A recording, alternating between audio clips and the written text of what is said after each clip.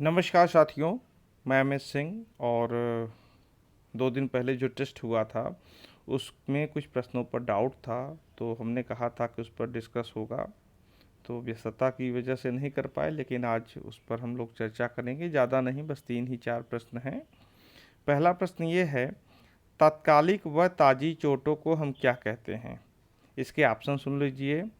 Macro trauma, दूसरा है acute injury, फिर नेक्स्ट है माइक्रो ट्रॉमा, नेक्स्ट है माइनर इंजरी, उसके बाद है पहला और दूसरा, और लास्ट वाला ऑप्शन है उपरोक्त सभी। तो हम इसका डिटेल थोड़ा आपसे डिस्कस करते हैं। पहले हम देखते हैं पहला जो ऑप्शन है हमारा। पहला जो है माइक्रो ट्रॉमा। माइक्रो ट्रॉमा का अर्थ होता है कि अचानक और ज़ोर से लगने वाली चोट, जो झटके में लगती है। जैसे क्रिकेट आप खेल रहे हैं, आपको बाउंसर लग जाए, या एकाएक हॉकी से लग जाए, हॉकी आप खेल रहे हैं स्टिक से लग जाए, तो ये सब चीज़ें माइक्रो ट्रोमा में आती हैं।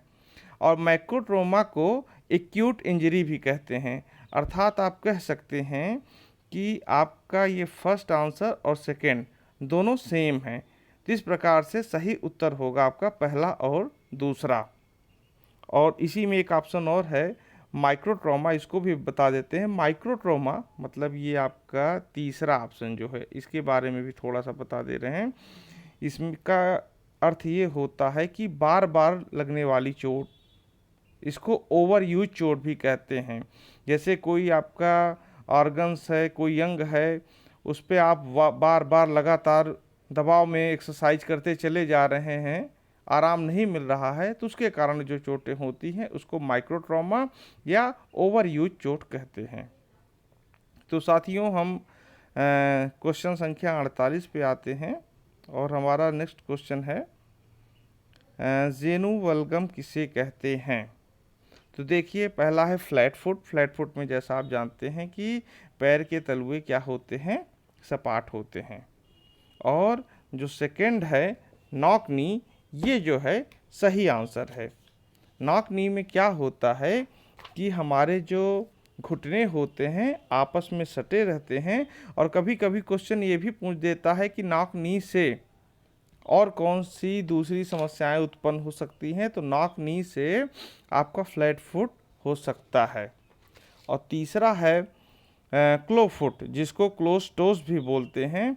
ये क्या होता है कि इसमें पैर के जो पंजे होते हैं पशुओं के खुर की तरह मुड़ जाते हैं।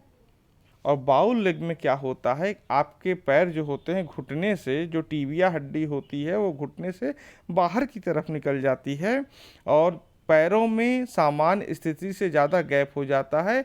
इसी को धनुषाकार पैर भी कहते हैं। पैर का जो शेप होता है वो धनुष के समान हो जाता है। और हम अब नेक्स्ट क्वेश्चन पे बढ़ते हैं, और नेक्स्ट क्वेश्चन हमारा है कि यथार्थवाद का पितामह किसे माना जाता है? तो इसका सही आंसर है अरस्तु। अरस्तु जो हैं यथार्थवाद के पितामह हैं। रूसो जो हैं प्रकृतिवाद के हैं। जॉन डीवी जो हैं व्यवहारवाद या प्रयोजनवाद के हैं। और सिंगर जो हैं वो हैं मानववाद के। तो इसी के साथ ये जो प्रश्न थे, डाउट क्लियर हो गया। अगर और कोई बात हो तो आप अवश्य सूचित करिएगा।